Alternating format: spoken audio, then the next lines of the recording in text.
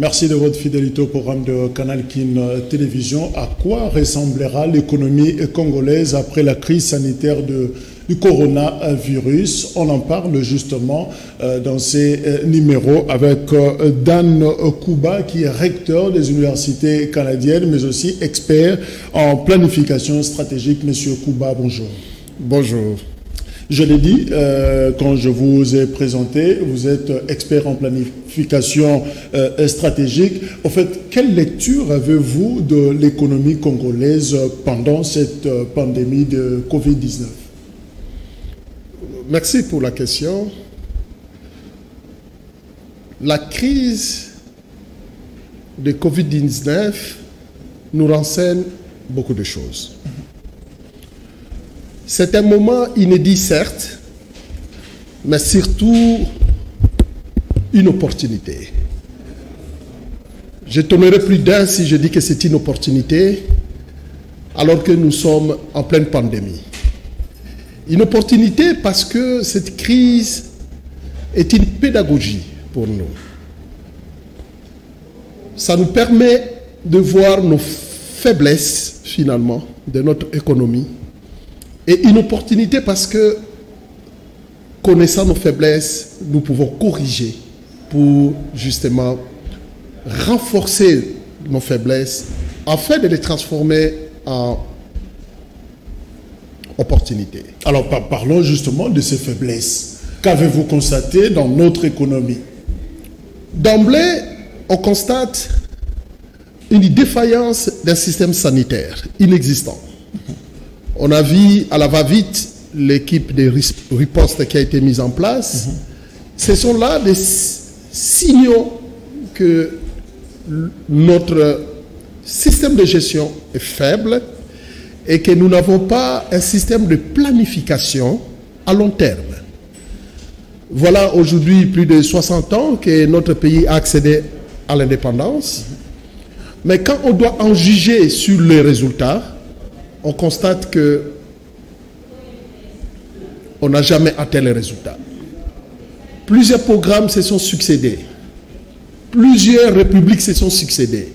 Mais in fine, quand on regarde, on voit les sorts du peuple congolais, on voit les social du peuple congolais, on se rend compte qu'il y a eu quelque chose qui a manqué dans le fort ou dans l'imaginaire congolais pour satisfaire aux besoins de sa population. On parle de faiblesses, outre le système sanitaire non souverain, mais il y a aussi la non-diversification de notre économie. Nous avons une économie qui est centrée principalement sur le secteur minier, alors qu'on pouvait faire la biodiversité, et surtout que nous avons plus de 80 millions de terres arables. Donc ça pouvait être une opportunité aujourd'hui de diversifier notre économie par rapport à ces faiblesses. Mais ouvrons justement cette parenthèse. Oui. Qu'est-ce qui fait que l'agriculture n'a jamais été une priorité finalement? Très bien. Ce qui a fait que l'agriculture n'a jamais été une priorité, c'est parce que notre pays a toujours été dirigé sur le plan managérial et n'a jamais été dirigé sur le plan du leadership. La différence, c'est qu'un manager, c'est celui qui a une idée, qui planifie, qui organise et qui gère. Tandis qu'un leader, c'est celui qui vise essentiellement les résultats. Et pour viser les résultats, il faut avoir une vision claire. Et pour avoir une vision claire, il faut avoir une vision à long terme. Et la vision à long terme s'appelle la planification stratégique. La stratégie n'a jamais été au rendez-vous de politique congolais. Et c'est là où tous les maux de notre pays viennent. Nous avons, année en année, succédé de différents programmes au lieu de faire une planification. Quelle est la démarcation entre un programme et une planification? Un programme, c'est une idée, comme je dis, à gérer, comme le programme du gouvernement. Okay. Tandis qu'un plan stratégique, en plus d'être un programme, comme le programme du gouvernement, un plan stratégique doit avoir des mesures à atteindre, connues par tous. D'abord, une vision bien définie et à long terme, à l'horizon... Un programme réfléchi, au fait. Réfléchi à long terme, à l'horizon 2050, par exemple. On projette l'avenir. On projette l'avenir. Où voulons-nous aller? Ça, c'est un plan stratégique. Et dans le cadre du plan stratégique, on peut mettre différents programmes et avoir des étapes claires à mesurer, à suivre, à rapporter et à sanctionner. Et tant aussi longtemps que nous n'aurons pas un plan stratégique, je dis bien stratégique, parce que le mot stratégique c'est un mot militaire. C'est seulement après la Deuxième Guerre mondiale que le mode économique a récupéré la terminologie de la stratégie pour le mettre dans le monde des affaires. Et tous les pays occidentaux et asiatiques aujourd'hui qui ont émergé ont compris qu'il fallait mettre la stratégie. La Chine avait mis la stratégie de 30 ans. Et après 30 ans, ils ont atteint les résultats. Pour ne citer que quelques pays, le Canada avait mis une stratégie depuis 1962 pour des 50 ans. Et dans cette stratégie, ils avaient déjà planifié la pédagogie numérique alors qu'on était encore en 1960. Donc vous voyez, quand un peuple fait un plan à long terme, et ça lui permet de suivre les étapes au lieu de faire des tabula rasa à chaque fois qu'il y a un gouvernement. Aussi, pour paraphraser, dans la planification stratégique, on peut fixer les choses comme on fixe dans la Constitution, par exemple. On peut dire au Parlement, il y aura, par exemple, on ne va plus voter le règlement de l'intérieur pendant 30 ans. Ça reste comme ça la Constitution américaine. On continue à diagnostiquer, à relever les faiblesses de l'économie. Oui. Vous avez dit que c'est une économie qui n'est pas diversifiée. Tout à fait. Alors, quelle autre faiblesse? Le plus important encore, c'est dans notre système éducatif. Nous sommes restés encore pendant 60 ans dans le système colonial. Imaginez-vous, jusqu'aujourd'hui, dans nos écoles, on continue encore à enseigner à nos enfants les cours de sténographie. À quoi ça rime? Les cours de latin, si ce n'est pas pour dire la messe. À quoi ça rime? Pourquoi devons-nous continuer à apprendre une langue qui est morte? Mais nos élèves continuent à apprendre quelque chose qui rime à rien. Nous sommes aujourd'hui dans l'économie numérique. Mais quand on regarde chez nous, toutes les universités sont fermées, alors qu'ailleurs, les gens continuent à étudier à distance. À distance. Et heureusement, j'en profite pour faire une brèche. À l'université canadienne au Congo, nous avions planifié cela dans notre plan stratégique et nos étudiants continuent à faire les enseignements en ligne parce que nous avons déjà pensé à ça il y a 10 ans. Dans notre plan stratégique. En plein confinement, les études continuent, nos étudiants font les TP, moi j'enseigne en ligne sans problème.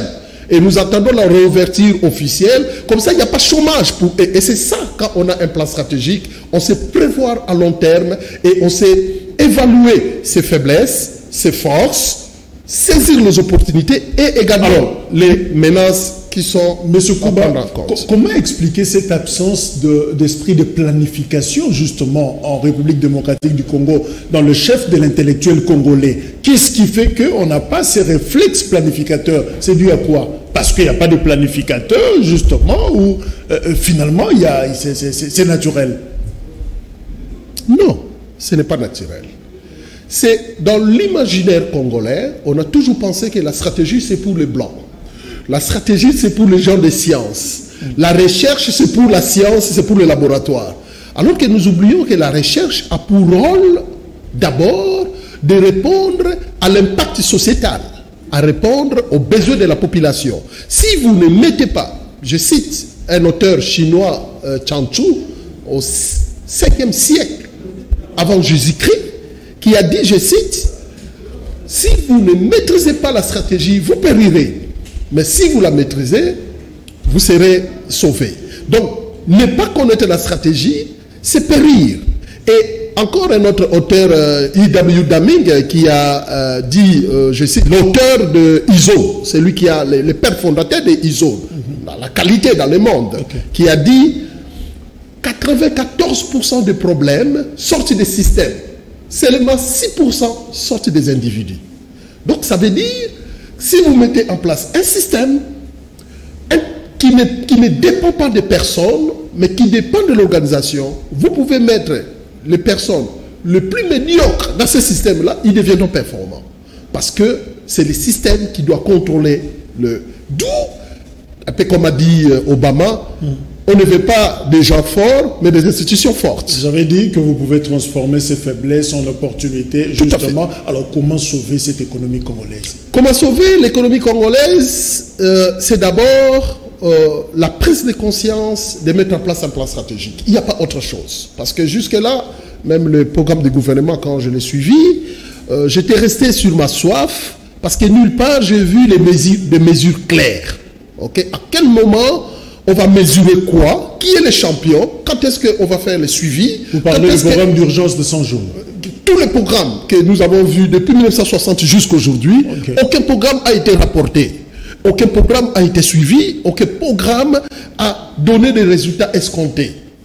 In fine, c'est toujours des pleurs du peuple congolais depuis 1960 jusqu'à aujourd'hui. Alors ce qu'il faut faire aujourd'hui, nous devons définir une vision claire. Que voulons-nous par rapport à nos faiblesses? Où voulons-nous aller? Nous devons faire un état des lieux de toutes ces faiblesses-là.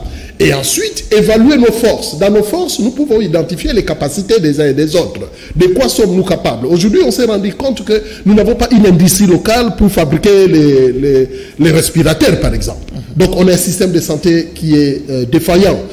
Donc, à ce moment-là, il faut identifier les forces pour dire dorénavant comment pouvons-nous doter le pays d'une industrie forte. Et vous investissez dans ces domaines-là. En l'éducation, par exemple. Qu'est-ce qu'il faut faire? Il faut promouvoir l'enseignement à distance, alors que jusqu'à aujourd'hui, ce n'est même pas encore reconnu de façon officielle dans notre pays, alors que ce sont des lacunes, alors que les autres sont déjà ailleurs, et même la monnaie et tout, l'économie, elle est numérique aujourd'hui. Et ces programmes scolaires, télévisés, radiophoniques, vous pensez que c'est pas l'enseignement à distance? 10%. J'écoute ces émissions, mais j'en ris des fois. Vous savez pourquoi? Parce que les enfants de l'école primaire ont 3 niveaux de formation. Ils doivent passer par les niveaux de formation cognitif, c'est-à-dire au niveau métaphysique, l'intelligence, lire, écrire, calculer. Ça, c'est de l'ordre cognitif. Mais en plus de cela, il y a aussi l'éducation d'ordre de motricité. Il y a la motricité fine et la motricité globale.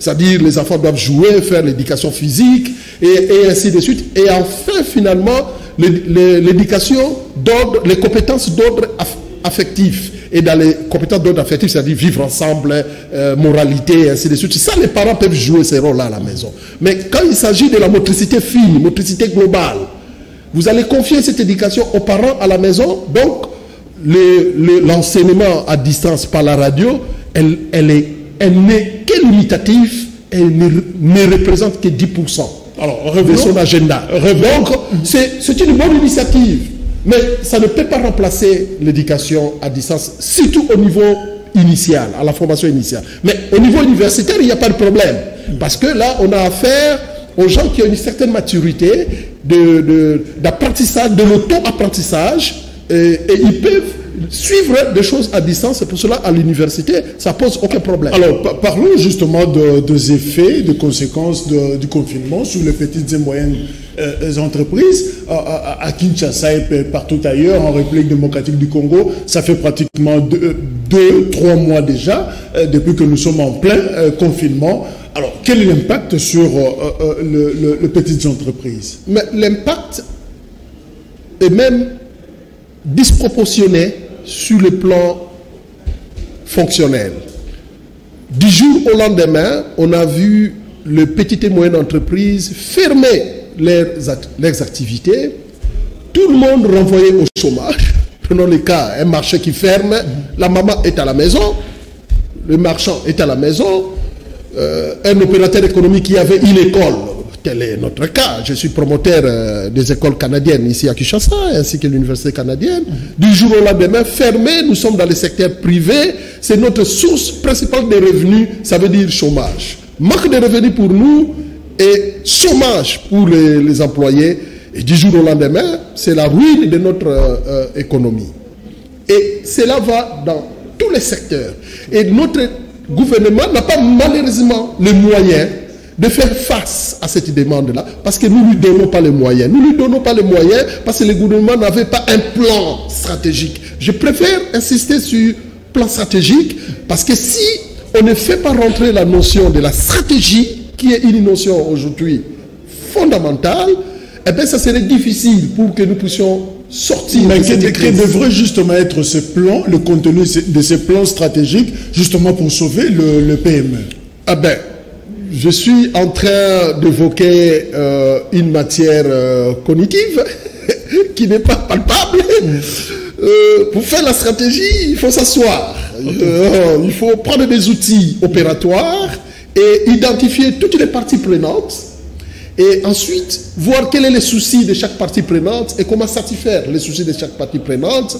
Identifier l'industrie, identifier les capacités, identifier nos faiblesses, identifier nos forces. C'est un travail à faire, hein, identifier nos forces ainsi que les opportunités, définir une ligne stratégique claire par rapport aux objectifs à atteindre dans le temps et comment on va les mesurer et qui va les suivre et qui sera le champion. Faire une déclaration de processus à chaque niveau pour savoir que à ce niveau ici vous devez faire ceci et voici les imbrications qui peuvent avoir de tel processus à tel autre processus. Tous les acteurs doivent être au courant, doivent être coachés, doivent tous regarder dans la même vision. Si aujourd'hui vous prenez un taxi ou un taxi Wewa, la première des choses va vous demander je vous amène où. Si vous ne lui donnez pas la direction, il ne saura pas aller. Il en est de même pour un plan stratégique. Vous devez donner une vision claire au pays, à tous les acteurs, comme ça nous allons tous regarder dans la même direction et de là nous allons décliner, basculer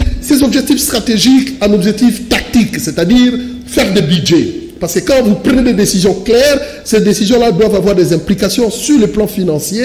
Et si le plan financier, ça s'appelle un business plan. À ce moment-là, le plan stratégique au niveau de décideurs se transforme à un plan au niveau managérial où on doit faire en sorte, on va créer des budgets. Et les budgets vont trouver des moyens parce que vous avez identifié vos faiblesses ainsi que vos forces. Donc vous comprenez, c'est tout un exercice. C'est pas quelque chose comme un bonbon que je vais rencontrer monsieur Kouba. Finalement, le problème de PME en République démocratique du Congo, c'est en fait le déficit en éducation financière.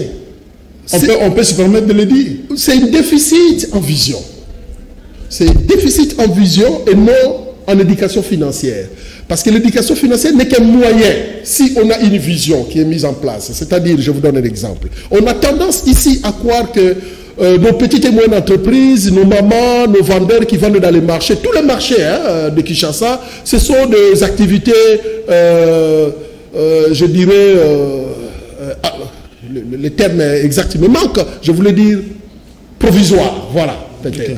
On a tendance à dire, oh, je me débrouille un peu en attendant de trouver mieux. Nous nous trompons.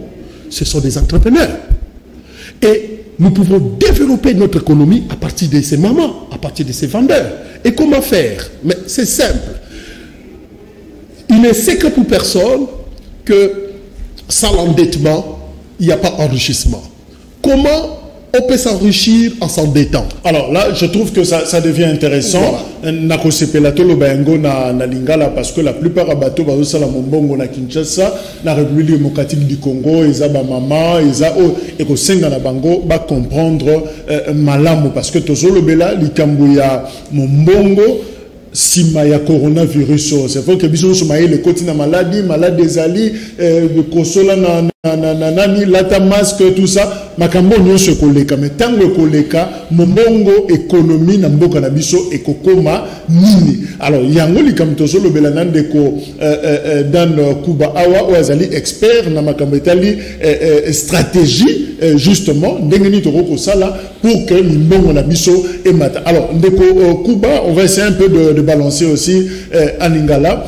Est-ce que problème il y a basali mimbongo parce que mingi bazole la lelo il faut foutre ndako, il faut foutre courant, batu ya l'état service ya économie bazole ka foutre taxe. Finalement yé azote kate soka zakana bar na yé na moi terrasse na yé ba client côté que la masanga bazate. Finalement comment il va s'en sortir après crise? Oh mon bongo zo kufa to il fallait salami. Mbongo zo kufa, qu'est-ce qu'il doit faire? Je sais que la population, elle est déçue par la classe politique. Elle est déçue parce que on a vu année en année les intellectuels passer, prendre des postes de responsabilité, mais rien n'a jamais changé. On a vu des professeurs d'université, on a vu des docteurs passer à la politique, mais in fine, on dit « Oh, ben, il va être comme tout le monde ». C'est-à-dire, je voudrais faire cette emphase pour dire aux téléspectateurs qui nous suivent, c'est vrai, je suis professeur d'université, je suis docteur, stratégie, management. vous avez eu l'habitude, Yakoyo Kabiso, souvent, Batouana, marié, Mayele, mais Basala Kaka le côté. C'est vrai, oui, mais à un moment donné, discours est changé.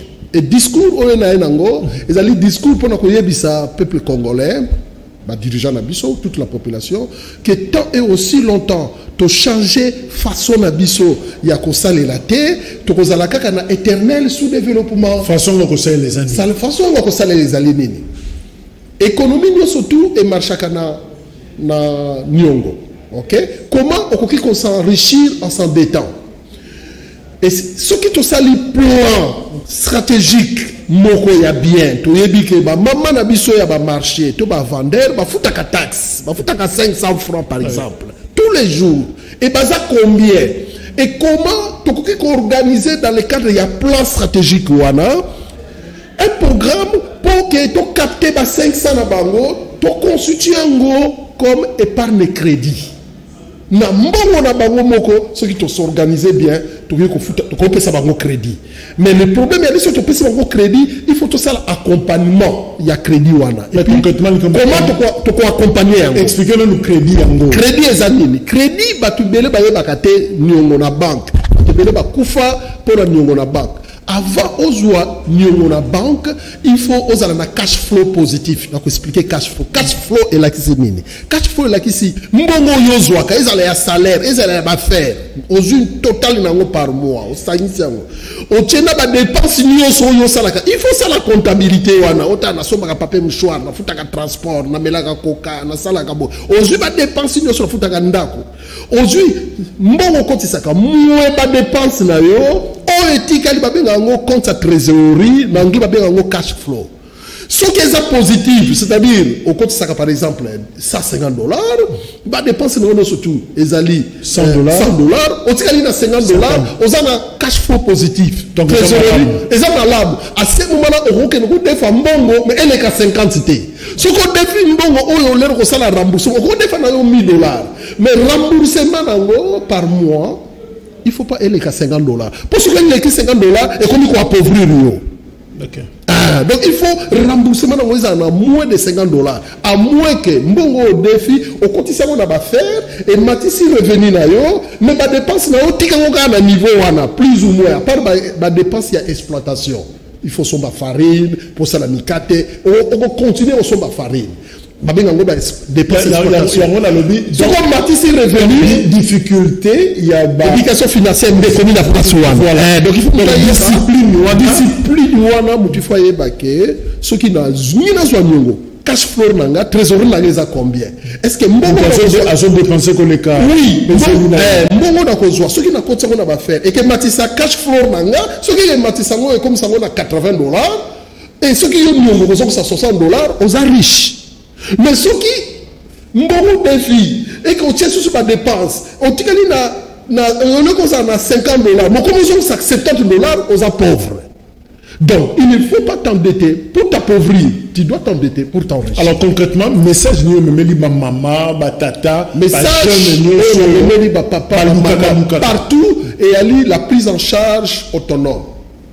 C'est-à-dire ceux qui vont s'organiser dans la société. Dans l'université canadienne, la porte est grandement ouverte. On a besoin de conseils. Un plan stratégique pour passer un modèle. Aucun modèle pour comment beaucoup épargner sur une collectivité. Par exemple, maman ba wenze mbongo na bango wana ba kokosa na bango banque de crédit. Et ça na ba maman ba longoli na zandu parce que ba kangi zandu bazo bongisa ngo to kolobela yango oui o ba fana ndako siko bazo landa biso na mbongo ndamba zonga na ngo avant confinement avant ba kanga zandu et ba déjà ko si mais si là déjà faut futa et ba si la test allez sabana makambe belé a commis déjà dans négatif ba maman wana c'est parce que donc on peut coup finalement parce que ma mesure il y a plein stratégiques qu'ils allaient quitter tout ça quand on a un programme donc bazaka a sacrifié mais tout ça mayele mbalasima tout ça sous programme tout ça là plan ba plan to ko ba bon on a plan bon ce qui crise mo so makase émission to ko vivre ndengeni c'est ça un plan une vision à long terme mais ce qu'on a monter ben on va la frapper durement c'est pour cela que j'ai parlé de la pédagogie c'est-à-dire la crise ici nous amène une pédagogie, nous a enseigné. Et c'est une opportunité pour nous d'apprendre que nous avons mal dirigé ce pays pendant 60 ans. Mais c'est quoi la solution pour la maman, les jeunes, et l'autre côté? La solution pour les jeunes, c'est constituer un groupe communautaire économique prochainement. Mais pour l'instant, il y a l'État qui peut sauver. C'est-à-dire à créer un fonds de garantie. Pour l'instant, parce que tu prévois qu'il y a un côté. Il faut qu'il y ait un fonds de garantie. Et c'est sur base de ce fonds de garantie qui va permettre à maman, à la banque, à défendre comme bazar déjà dans l'activité. N'oubliez pas, les grands problèmes de réussir dans les affaires, c'est avoir le leadership. Avoir le leadership, c'est la volonté de réussir. Nos mamans qui vont au marché là, ce sont des leaders.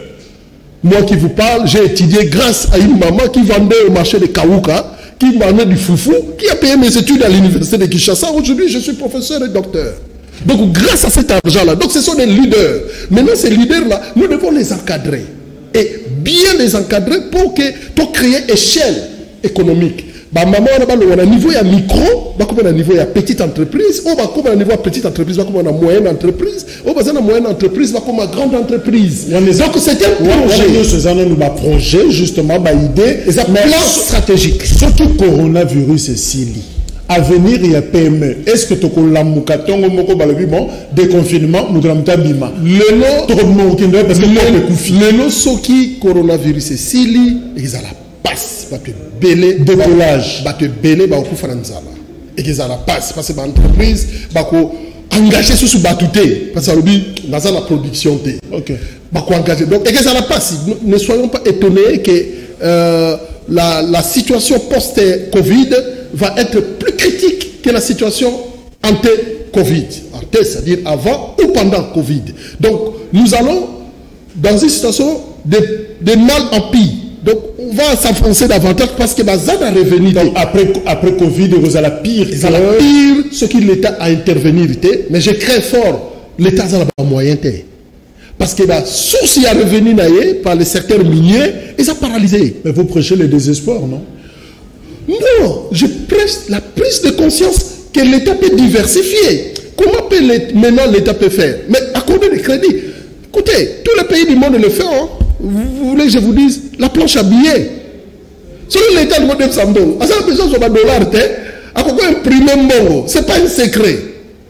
Planche à billets, l'Amérique, l'Europe, ça 112 milliards de $. Vous pensez qu'il va se faire impression?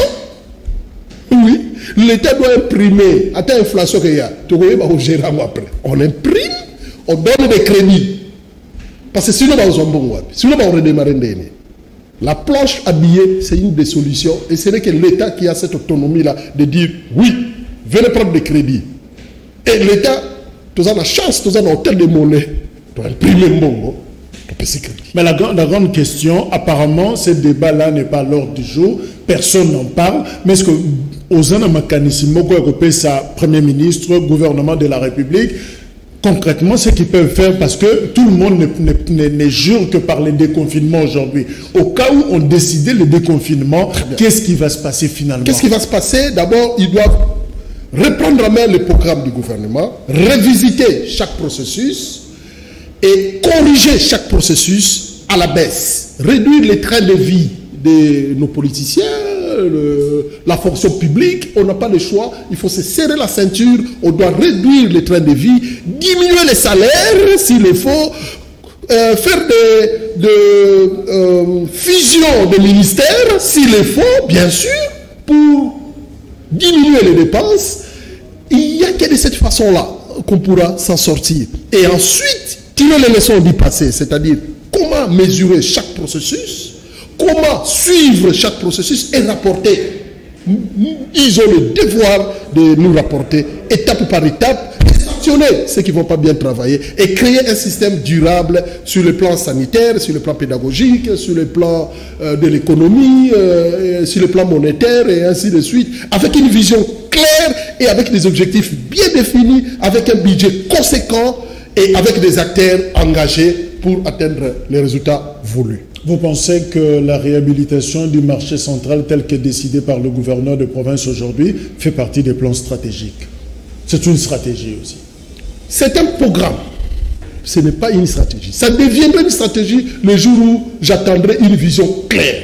Le jour où je verrai des mesures et quand est-ce qu'on va les mesurer, quand est-ce qu'on va les suivre, quand est-ce qu'on va me rapporter. Si on me donne ces dates-là et je sais qui va reporter cela, je vais dire, ça c'est un plan stratégique. Pour l'instant, c'est un programme. Mais on casse tout, on veut revenir quand même à la configuration à marché central d'avant, et peut-être pour bien mesurer, quantifier, contrôler les taxes, tout ce qui opère dans cet espace. Il faut que ça soit inscrit dans une vision claire. Et cette vision-là doit être connue de tous. Parce que le gouvernement actuel de la ville peut passer. Ok? Que le gouvernement qui suivra ne vienne pas changer. Qu'il trouve un plan inscrit dans le temps, dans la durée, dans un cadre spatio-temporel. Et à ces moments-là, ça devient un plan stratégique. Et chacun doit rendre compte et on doit les suivre. Si quelqu'un s'est méconduit, on doit les sanctionner. Vous craignez que ça soit une initiative? Je crains que ça soit non impersonnel. Des repetita, comme on dit. C'est-à-dire éternel recommencement. Selon les humeurs. N'oublions pas que ça fait 60 ans que nous sommes développés. Plutôt, et nous avons accédé à l'indépendance.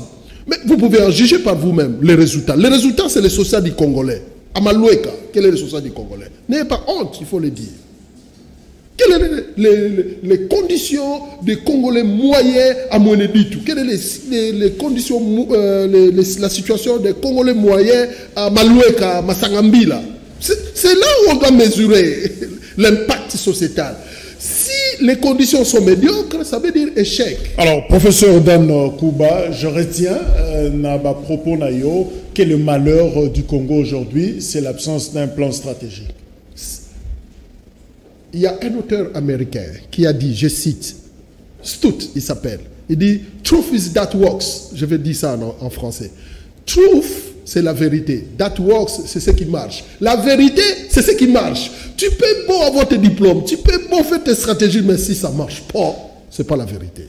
Donc, si pendant 60 ans, nous continuons encore à manquer du courant, à manquer de l'eau, à manquer des conditions, système de santé fiable, éducation médiocre, ça ne marche pas. Il faut changer. Nous avons un ministère du plan. C'est différent de ce que vous racontez? Ils n'ont jamais fait un plan stratégique. La stratégie n'est pas dans l'imaginaire congolais. J'ai fait quelques tours. Certains me reconnaissent quand je parle. J'ai essayé de faire large écho de cela. Mais à chaque fois, quand je parle aux gestionnaires, ils me disent « stratégie ?» Qu'est-ce que ça vient chercher en politique? Qu'est-ce que ça vient chercher? Donc le Congolais n'est pas un planificateur. Non, dans l'imaginaire, nous ne sommes pas planificateurs. Bon, dernier mot pour conclure cet échange.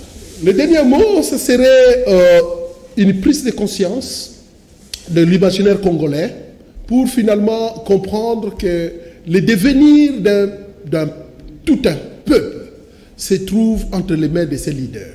C'est le leadership qui amène le développement. Le leadership, c'est avoir une vision claire et avoir la capacité de motiver et le pouvoir de déléguer. Un leader, ce n'est pas celui qui exécute, c'est celui qui est visionnaire, qui motive et qui délègue. Et ensuite, il y aura le côté managérial, les gestionnaires qui vont mettre en place l'idée, planifier, organiser pour atteindre les résultats voulus. Mais à condition que ça soit mesuré, suivi, rapporté et sanctionné. Et à ce moment-là, nous allons sortir de Nous terminons. Qu'est-ce que vous proposez? Nous avons un comité de riposte. Vous voulez qu'on puisse créer également un comité stratégique pour penser l'avenir? Très bien, très bien. Je vais suggérer qu'on puisse créer un système de santé. Quand on va créer le système de santé, on va identifier et apprivoiser toutes les parties prenantes. Qui sont les intervenants dans un système de santé? Comment satisfaire, répondre à leurs soucis et quel objectif nous voulons atteindre? Comment les mesurer? Comment les quantifier? Comment les rapporter? Comment les sanctionner? Les jours où nous aurons mis un tel système, nous n'aurons plus besoin d'une équipe de riposte. Le système de santé va automatiquement répondre. Dan Kouba, merci. Je vous en prie. Je rappelle que vous êtes professeur, recteur des universités canadiennes, ici en République démocratique du Congo et expert en planification stratégique. Merci d'être venu. Merci également à vous. Je crois que le débat ne fait que commencer. Je crois que nous allons... toute une série d'émissions l'après-coronavirus en République démocratique du Congo. Je vous retrouve au prochain numéro. Au revoir.